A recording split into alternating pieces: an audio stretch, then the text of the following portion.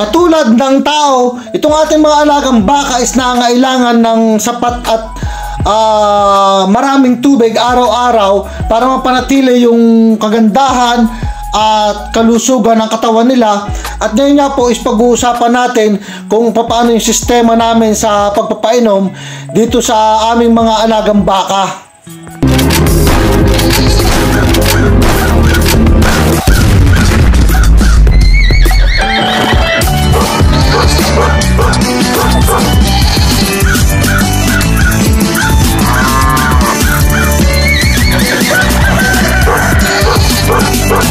Yo! What's up mga idol? Magandang araw po sa inyong lahat. Sana'y nasa maganda po kayong kalagayan sa mga oras na ito.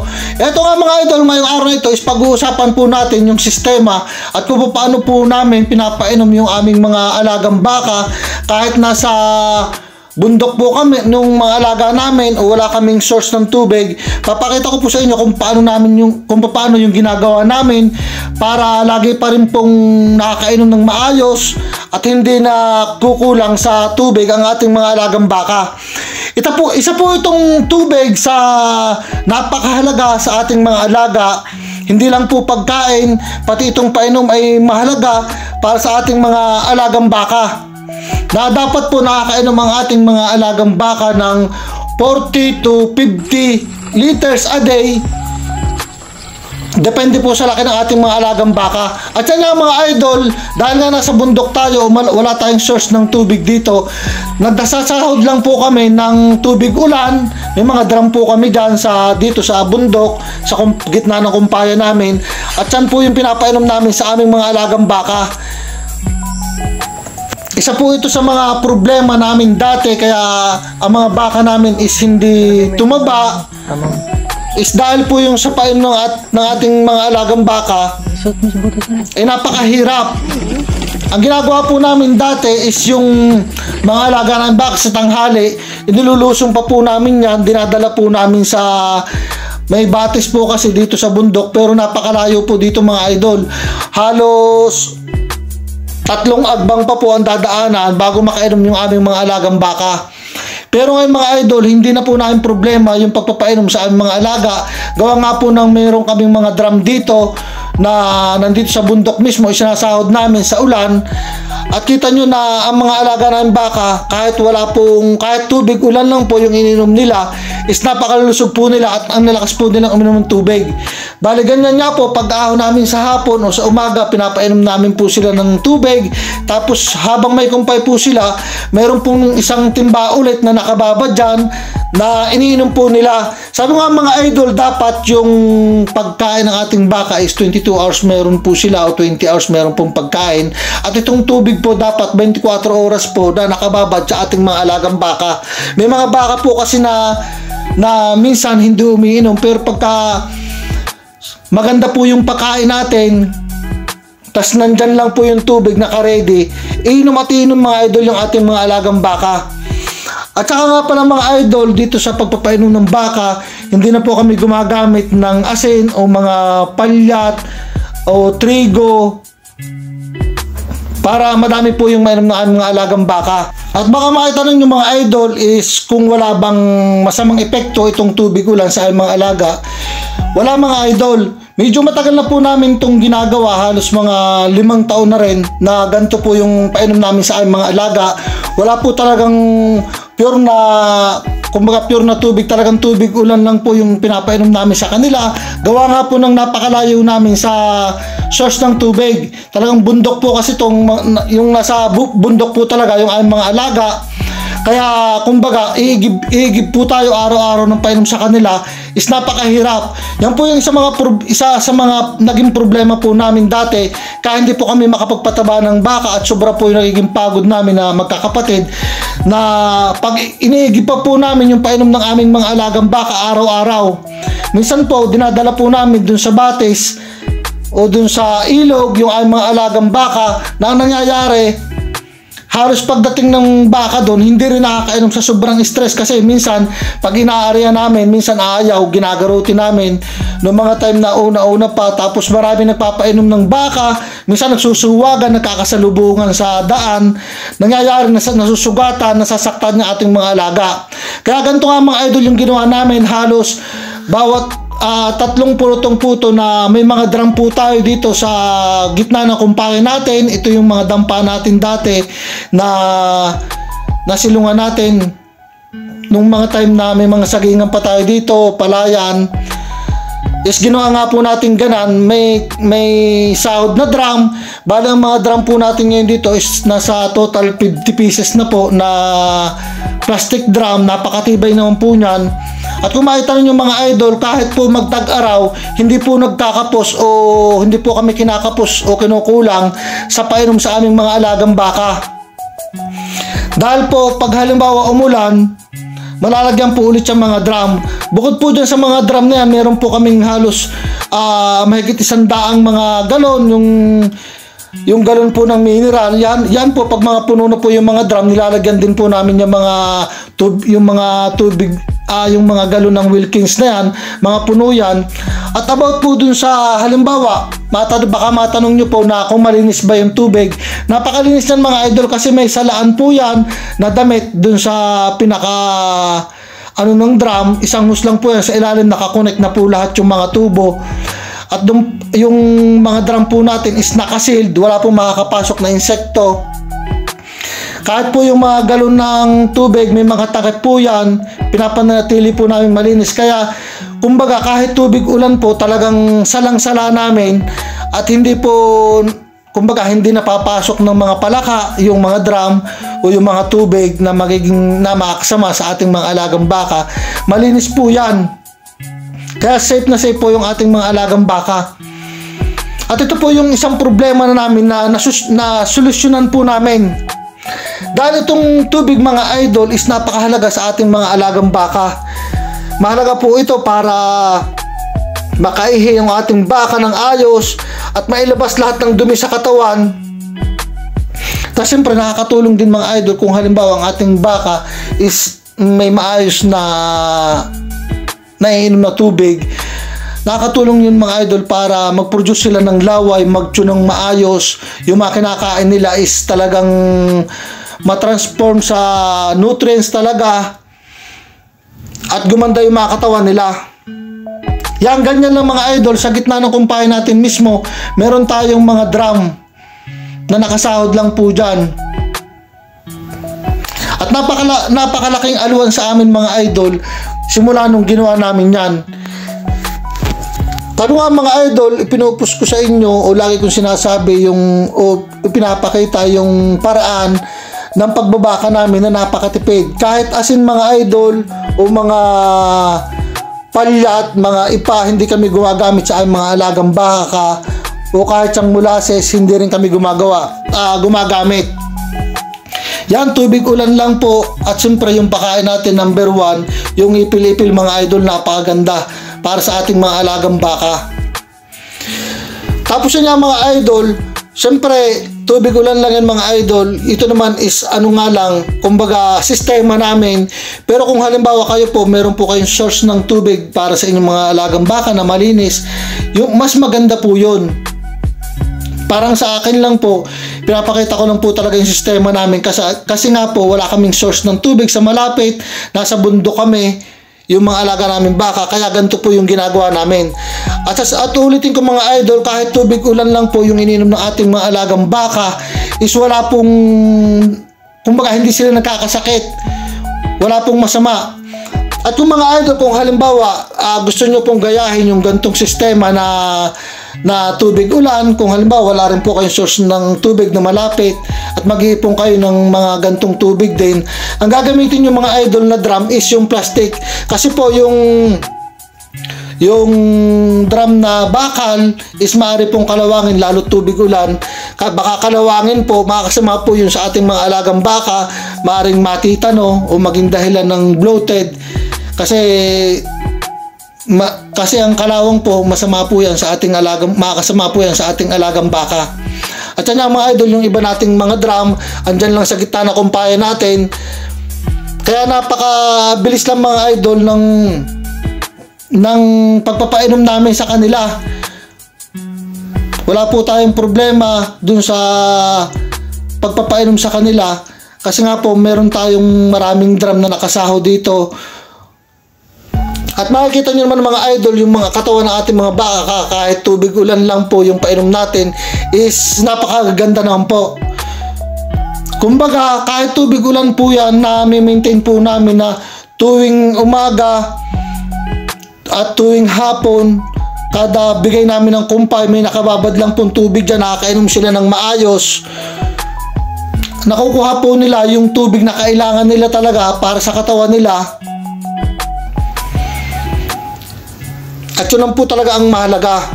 Ito, andito rin po naman yung iba nating drum sa taas. Yan, napakadami po niyan. Kumbaga, diskarte lang mga idol.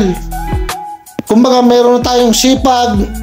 Sabayan natin ng kaunting diskarte rin para magtagumpay tayo dito sa pagbabaka. Isa po itong pagpapainom sa mga baka ang nagiging problema ng ating mga kapwa magbabaka. Kasi meron mga baka na talagang hindi umiinom kung halimbawa walang asin o kaya walang ipa yung mga bibigay natin painom. Pero mga idol, sa isang banda, kasi yung painom mahalaga, pero importante pa rin talaga yung pakain natin. Kasi kung halimbawa na maganda ang pakain natin sa ating mga alagang baka, na talagang isang klaseng pakain lang na ibigay natin ng maayos, iinom at iinom yung ating alagang baka. Unang-una, kung halimbawa bibili tayo ng mga pinch o kaya ng mga trigo, palyat, gastos din mga idol eh. Minsan kasi yung sa katuwaan o kahiligan natin sa ating alagang baka, ibinibili natin ng mga pinch, ng mga gusto nila, na minsan kung kukwentahin natin yung gastos natin, pag ibinenta, halos wala na tayong kita.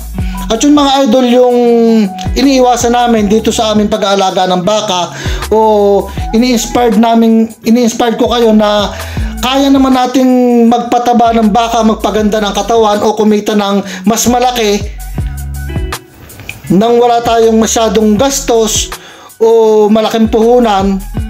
Kayang-kaya natin mga idol kumita ng malaki. Baka nagtataka kayo na kahit tubig ulan lang, nakababa dyan yung tubig natin sa mga baka natin, kahit tubig ulan lang yan. O baka maitanong nyo, hindi ba natutumba o hindi ba na ano. Siyempre yung pinakatimba po natin dyan, iniipit po natin para hindi matumba. At ganyan, nasawa sila sa kumpay o nandyan yung kumpay nila. Tapos yung tubig po nila is nakababad lang dyan na kapag halimbawa nauhaw sila o kailangan nila ng tubig, makakainom po sila. Unlike sa, kasi parang nalilipasan din po kasi yan, yung uhaw ng baka nalipas din eh. Kaya kung hambawa nakababad lang po dyan yung tubig, makakainom sila kung gusto nila. Yung paggamit mga idol ng asin, kung halimbawa ang baka nyo is hindi talaga nainom ng walang asin o gusto nila talaga yung may ipa, ganon, hindi naman maiwasan talaga. Pero kung halimbawa may nabibilhan kayong mas mura, mura lang talaga naman yan kasi mura lang talaga akong bibilhin. Pero ang sabi nga mga idol, meron akong katrabaho na naikwento ko lang sa inyo, meron akong katrabaho na may mga baka rin siya, taga Pakistan. Ang negosyo niya, bakahan din na dairy type naman. Alam niyo sa Pakistan, yung asin, mura lang yun, yung Himalayan salt, parang kinukuha lang nila doon sa kanila yung Himalayan salt. Pero sabi niya sa akin, alam mo, yung sila hindi gumagamit ng asin. Simula nung sinabi niya sa akin, medyo matagal-tagal na rin, hindi na rin kami gumamit ng asin. Kasi yung palang asin, mga idol, lalo na pag halimbawa matakaw sa asin o nasusobrahan sa asin ng ating mga alagang baka, is nakakawala po yun ang gana pala ng pagkain. Kaya sila, kahit ang asin nila doon libre lang sa Pakistan, hindi sila gumagamit kasi nga po, ang parang nakakawalang gana rin sa mga baka pag nasusobrahan ng asin. Sabi niya, maghanda ka na lang ng magandang pakain, tapos babara mo ng tubig, iinom at iinom yung baka. At simula nga po nun, mga idol, na sinabi niya sa akin, ginawa nga po namin sa baka namin at effective naman. Meron kami magandang pakain, yung ipil-ipil, tapos yung tubig na nakababad lang kahit tubig ulan, is umiinom yung aming mga baka. halos nakakadalawa, tatlong timba mga idol sa isang araw yung aming isang baka lang ha. At kahit tubig ulan lang po yung iniinom nila, sabi ko nga sa inyo, marami kaming drum dito sa bundok, hindi po kami naubusan ng stock kasi naka-ready nga po yung mga nakasahod naming drum. Puno po palagi yan pagka umuulan, malakas ang ulan, at naiipunan namin yung mga galon namin. Sabi ko nga mga idol, tayong mga magbabaka, iba't ibang way tayo kung paano mag-alaga, kung paano magpakain, kung paano magpainom. Yung disclaimer lang mga idol, ito yung sa amin, yung sistema namin, yung pinapakita ko dito. Tapos kung halimbawa mga idol, hindi naman talaga maiwasan na talagang may baka na ang hirap pa inumin at gusto nating uminom ng marami dahil alaga natin is bumibili tayo ng mga asin. Kung halimbawa, dinadala natin sa parang o yung asin minsan nasa bulsa lang natin, nakabili naman ng 2 piso niya, piso lang. Kung halimbawa mga idol, nailagay nyo na yung asin sa timba, huwag nyo kakalimutan na yung plastic, huwag nyo itapon nyo o ibaon nyo para hindi makain ng baka. Kasi minsan yung baka kasi mahilig kung ano na lang ang kinakain yan. Mga plastic, lalo't maaalat, hinihimod ng mga yan, minsan makain. Pagka ang plastic mga idol is nakain ng baka, hindi natutunaw, makakasamahin mga idol, magiging dahilan ng bloated o maaring mapasama o mamatay yung ating mga alaga pag nakakain ng ganyang plastic.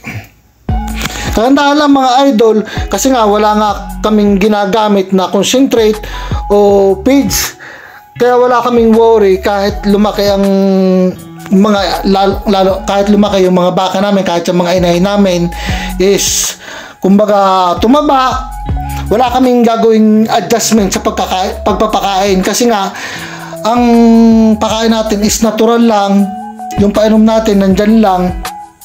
Kasi ang baka natin is marami ding nakaka-impage o lalo pag halimbawa mga inahing baka minsan manganak o nakakasama din mga idol kasi nahilab po yan.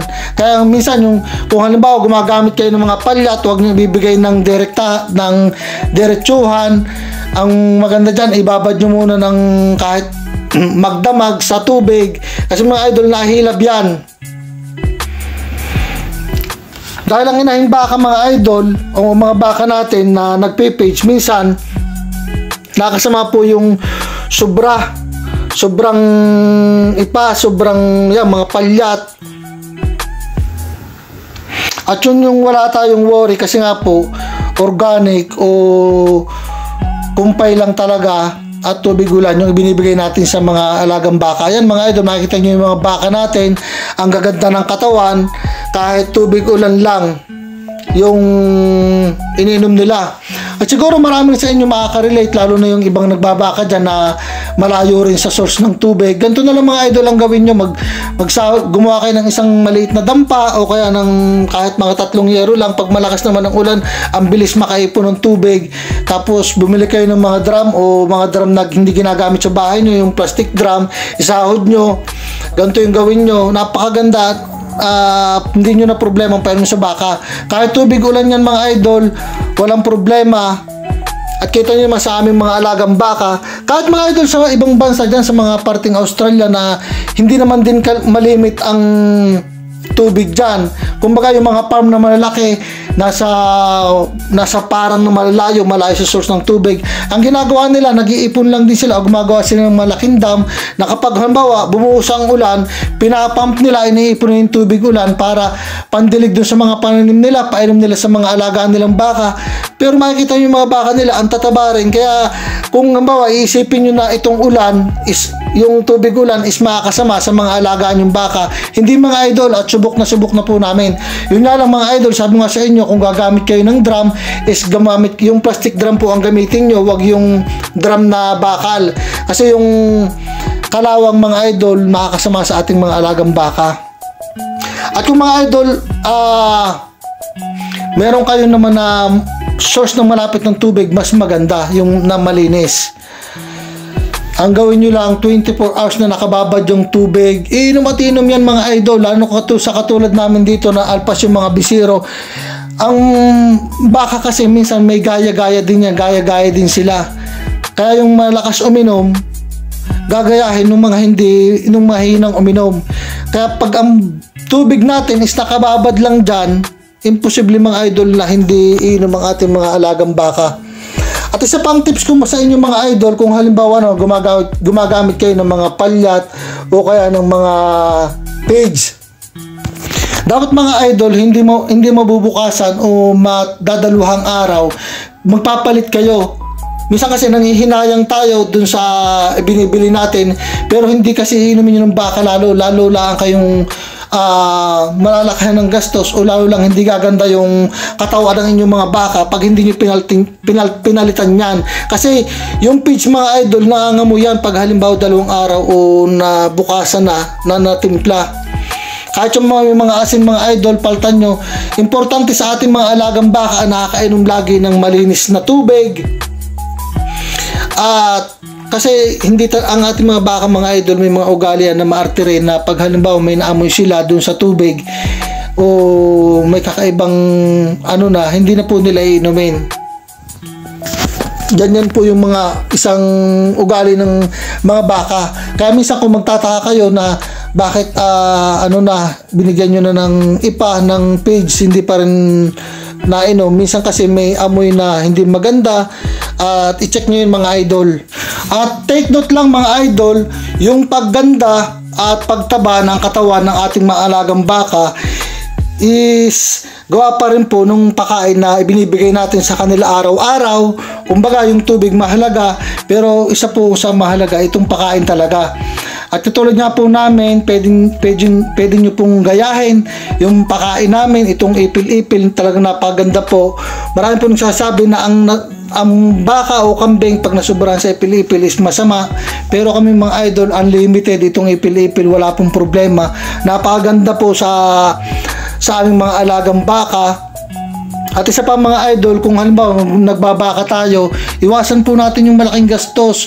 Kaya po natin kuhanin yung malaking kita na hindi po tayo masyadong maglalabas o bumibili na kung ano-ano para ibigay sa ating mga alagang baka. Sabi ko nga sa inyo mga idol, kung halimbawa magbabaka ka at bibilhin mo yung papakain mo sa alaga mo, is wag ka na magbaka, ibang negosyo na lang. Minsan kasi dala nung tuwa, dala nung hilig, is binibili ng kung ano-ano para tumaba yung baka. Pero kung ililista at tutuusin lahat, yung pamasahe, yung ibinili ng mga page, ng mga pakain, ng mga kung ano-anong panturok, is halos wala na rin kita. Kaya mga idol, ugaliin natin o diskartehan natin yung pag-aalagang matipid, yung pag-aalagang walang masyadong nilalabas na pera, para kumita po tayo ng malaki dito sa pag-aalaga ng baka. Napakasimple mga idol ng pag-aalaga po ng baka. Basta wag lang po tayong pabago-bago ng pagkain, isang klase, 2 klaseng pakain. Ang bilis pong tumaba, ang bilis pong paganda ng katawan ng baka. At sabi nga mga idol, yung tubig napakahalaga, 24 oras dapat meron po ang ating mga alagang baka. Kahit po nga kami, kahit tubig ulan, ganyan lang po, pero kita nyo naman yung mga katawan natin, yung katawan at hitsura ng mga baka namin. Hindi pa po talaga mga pure Brahman yan, o may mga hindi mga pure, pero yung mga katawan mga idol is napakaganda. Isang klaseng pakain, 24 oras na tubig, kita nyo yung resulta. So mga idol, hanggang dito na po muna yung vlog natin for today. Maraming salamat mga idol. Please like, comment, and share!